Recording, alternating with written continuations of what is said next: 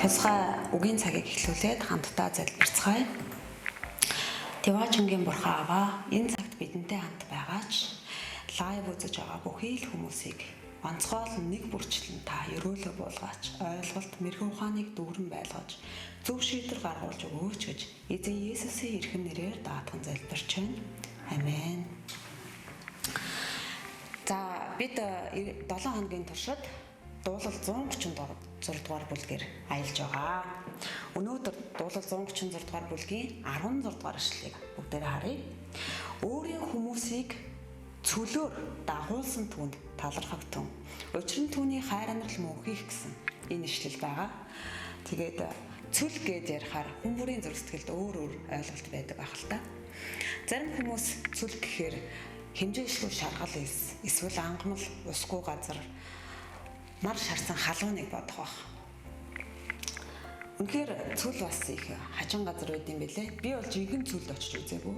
Гэхдээ Монголдо л одоо хамгийн том гэгдэж байгаа дуут маахныг үзсэн. Тэгээд тэнд ингээ очиход бол эхний 2 цагийг сонирхолтой. Тэгэл цаашдаа бүх цаг хугацаа хамгийн үнэхээр утгагүй хоосрон тийм тий амьдралын хамгийн хоосон мэдрэмжийг авдаг юм бэлээ. Тэгээ хамарлуу чихрүү илс ороод тий тэгэл бүр ингээ аманд хүртэл ийсж ажиллагдал бүх кармагаар ингээл ийс дүүрэл нэг тийм айгүй муухай мэдрэмж. Тэгээд дуут маахан бол хүмүүс л гоё гэж яриадаг боловч зураг авахд л гоё баг. Тэгээд яг мэдрэмж бол үнэхээр хэцүү газар байлээ. Зүд тийм сонирхолгүйгээс гадна бас салхишуурганы үед бүр аимшигтай ингээд бүр ингээ шахуурддаг, шороогоор, илсээр, хайргаар шахуурддаг юм аимшигтай хэцүү. Тэгээд элсэн цөл гэдэг ойлголт зүгээр энгийн үедээ тийм аимшигтай хэцүү зүйлийг харуулж байгаа шигэ Библиэлд ч гэсэн маш хүнд хэцүү зүйлсийг, бэрхшээлийг, дарамт зовлонг, үнэхээр хоосрлыг бэлэгддэг ийм одоо ойлголт байгаа. Тэг хүн бүрийн амьдралд бас л ойлгомжгүй, хэцүү, яг яах гээд байгааг мэддэггүй, маргааш юу болох нь ойлгомжгүй тийм өдрүүд ирдэг. Эхлээд мэдээж Бурхныг таньж мэдгэд үнэхээр гайхамшигтай сайхан хайр мэдрээд хөвөлдсөн сайхан өдрүүд өнгөрдөг боловч тодорхой цаг хугацааны дараа хүн бүртэл эдрээтэй тэгээд Бурхнаас ямар ч хариу байхгүй хоосон юм шиг тийм мэдрэмж төрөх өдөр маргаангүй тохиолддог. Энэ сорилтын өдрүүд бол тодорхой зорилготой байдаг. Бурхан цөлийн амьдралыг тодорхой зорилготойгоор бидэнд өгдөг юм аа. Ром номны 5 дугаар бүлгийн 3-5 дугаар ишлэлийг бүгдээрээ гаргаад харъя. Библийг нэгээд Ром номны 5 дугаар бүлэг. За цаасан Библиэд бол 2004 оны орчуулга дээр бол юу вэ шүү?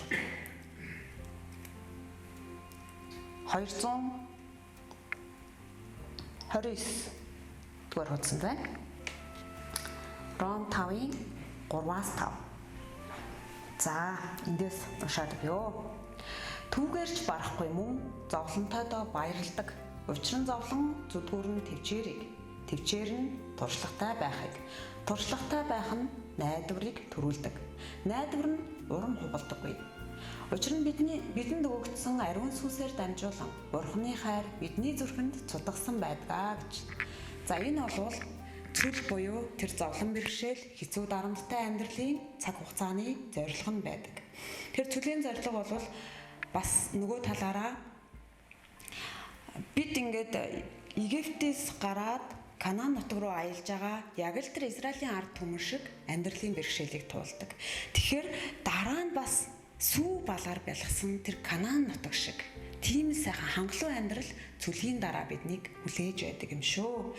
Тэгэхээр энэ амлалтын дагуу бид бас баяр хөөртэй зовлон бэрхшээлийг ялж даван туулах хэрэгтэй. Асуудал шийдэх арга нь айгүй амархан. Яагаад гэхээр хэрв бид одоо бүхий л зүйлсээс талархалтайгаар хандаад эзэн бурхандаа дуулууртай үйлчлэх тийм зуршилтай болчих юм бол бүх асуудал шийдэгддэг, цөл дуусчихдаг. Цөлийн зам дуусчихдаг. Бидэнд 2 сайн мэдээ байна.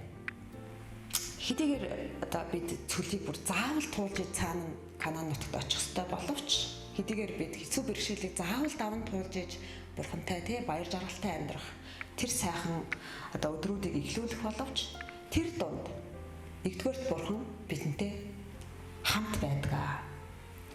Тэр хоосон дотор ч хангадаг. Тэр зовлон бэрхшээлийн дунд хамт байдаг. Зовлон зүдгүүр байгаа хүмүүстэй бүр илүү ойрхон байдаг гэж Библи хэлдэг. Тэгээд амлалтынхаа дагуу тэр хизээч орхидоггүй гэсэн ийм амлалт Библиэлд байгаа. Гэтэл номны 13 дугаар бүлгийг гаргаад за гэтэл буюу хуучнаар бол Египтээс гарсан гэж нэрээр явж байгаа тий. За шинэ орчуулгаар бол гэтэл гэж солигдсон нэр нь. Гэтэл 13-ийн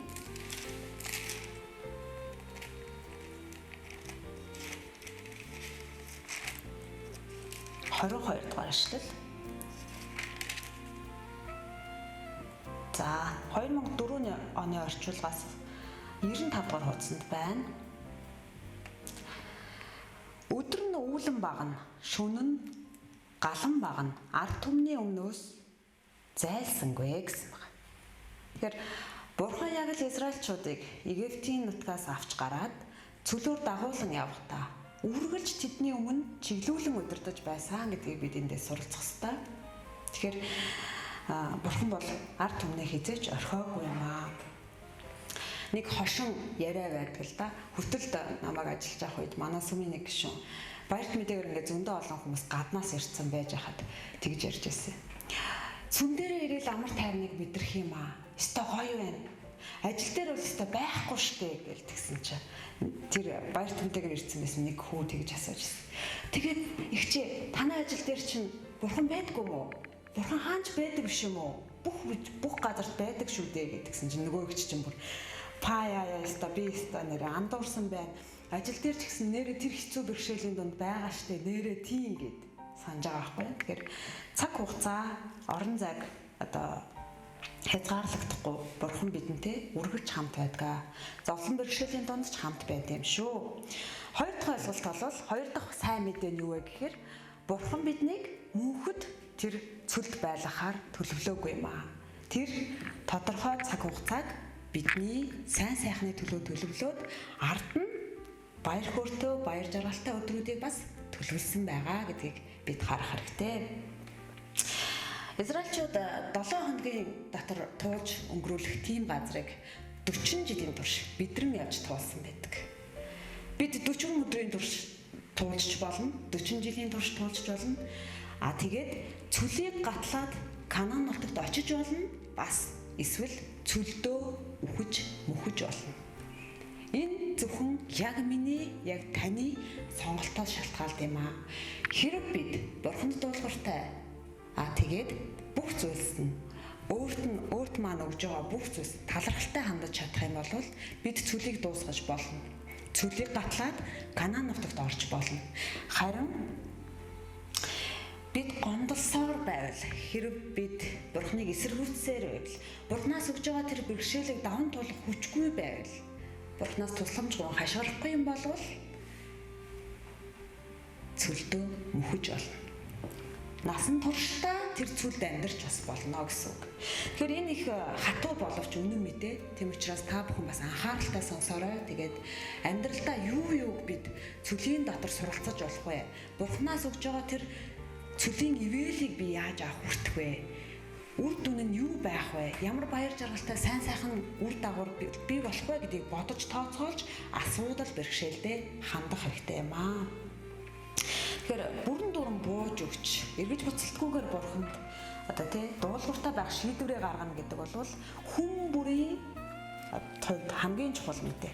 Яагаад хүн бүрийн хувьд гэж хэлж байгаа вэ гэхээр хэдийгээр бид нэг удаа Бурханыг дагах шийдвэр гаргасан боловч дахин өглөө бүр гимшиж дахин өөрийнхөө итгэлийг одоо апдейт хийх гэж хэлээ да тий. Одоо шинжлэн ариусгаж байх хэрэгтэй. Тэгхгүй юм бол бид итгэл дотроо ч ялзардаг, итгэлгүйгээр ч ялзардаг. Библийг бариад хэдийгээр хадгалаад гэрт нь Библи байгаа боловч уншихгүй хүмүүс байдаг. Зарим нь бол өдөр бүр уншаад, өглөө бүр уншаад Яг тэр үгийнхаа дагуу амьдраад шинчлэгдэн ариусгагдаад 40 жил туулсан тэр хэцүү бэрхшээлтэй амьдралыг маш хялбар богино хугацаанд туулаад гайхамшигтай сайн сайхан Бурханд дуулууртай амьдралаа эхлүүлсэн байдаг. За бэрхшээлтэй амьдралыг дуусгаж эзнэр өрөөгдсөн хангалуун амьдралдаа бид нар орох хэрэгтэй. Танд өгүүрэл хоосрол дутагдж гачигдж байгаа зүйлс байна уу? Та үрийн дарамтанд санаа зовнилтой шаналж байна уу? Эсвэл та хүнд бэрх амьдралыг туулж өвчин чаналж гашуудж байна уу? Ажил эсвэл даргын дарамтанд амьдарч байна уу? Энэ бүхэн Бурханаас үлддэг юм аа. Энэ бүх бэрхшээл дарамт зовлон бэрхшээл нь ардаа гайхамшигтай андалттай юм шүү. Яг л тэр сүү болоор байлгасан Канаан нутгийг өгнө гэж амласан шиг тий. Хүнд өдрүүд удахгүй. Дуусаад тэг нар мандах болно. Бурхан таныг чиглүүлэн удирдах, өдөр нь үүлэн багнаар, шөнө нь галан багнаар Израильчуудыг удирдах байсан шигэ таныг чиглүүлэн удирдах байгаа шүү. Энэ удирдамжийг олон нийгмийн дуу хоолойноос ялгаж, салгаж, сонсож, анхаарлаа төвлөрүүлж сураарай. Сүмийн гişүүдээ бүгдд нь уриалъя. Сүм цуглаан шабат болгон сүм дээрээ бөөгнөрч цуглахгүй байгаа ч гэсэн лайваар ч гэсэн та дуу хоолойг сонсох боломжтой. Библийг ганцаараа дэлгээд онцгой хувийн цагийг гаргаснараа бид дуу хоолойг сонсох боломжтой. Найз нөхөд сүмийнхаа эсийн бүлгийнхантайгаа уулзаж учирснараа бие биенээсээ бас суралцах боломжтой. Энэ бүхнийгээ та бүхэн бас үр ашигтай цагаа зөв өнгөрүүлээрээ. Коронагийн үе байсан ч хамаагүй. Бурхан үргэлж хаанч байсан ямар ч цаг мөчид коронагийн үед ч Бурхан бидэнтэй хамт байдаг юм шүү. За тэгээд Бурханы чиглүүлэг хаашаа вэ? Таныг хааш нь чиглүүлж байгаа вэ гэдгийг ойлгож ухаарахын тулд шамдах ийм онцгой цаг байна. Яг тэр чиглүүлгээ олж аваад дахин хизээч Есүсээс хараагаа салахгүй түүнтэй хамт ялалт байгуулаарай гэж уриалъя. Бурхан эзнийхээ удирдамж чиглүүлэг болоод бэрхшээлийн дундах бодит тусламжуудад чин сэтгэлээсээ талархацгаая. За 1-р Тесалоникийн 5:18 дугаар ишлэлийг би уншиж өгье. Тэгээд өнөөдрийн тусгай цаг үгийн цаг маань дуусч байна. 1-р Тесалоникийн 5:18 дугаар ишлэл. За шинэ гэрээний 310 дээр байгаа 2004 оны орчуулгаас бүх зүйлд талархлаа илэрхийл. Учир нь энэ бол та нарын төлөөх Христ Есүс доторх Бурханы хүсэл мөн гэсэн. За тэгээд өнөөдөр бид нар цөл буюу хэцүү бэрхшээлийн дотроос Бурханд талархах талаар та бүхэнтэйгээ хуваалцлаа. Тэгээд энэ талаар бол илүү дэлгэрэнгүй бас судалж, гүнзгийрүүлэн ойлгож, өөрийнхөө хаана байгааг зогсож байгаагаа бас олж мэдээд цаашдаа хэрхэн Бурханд дуулууртай сайн хүүхдүүд байх талаар бас илүү хэрэгжүүлэлттэй амьдраарай гэж уриалъя.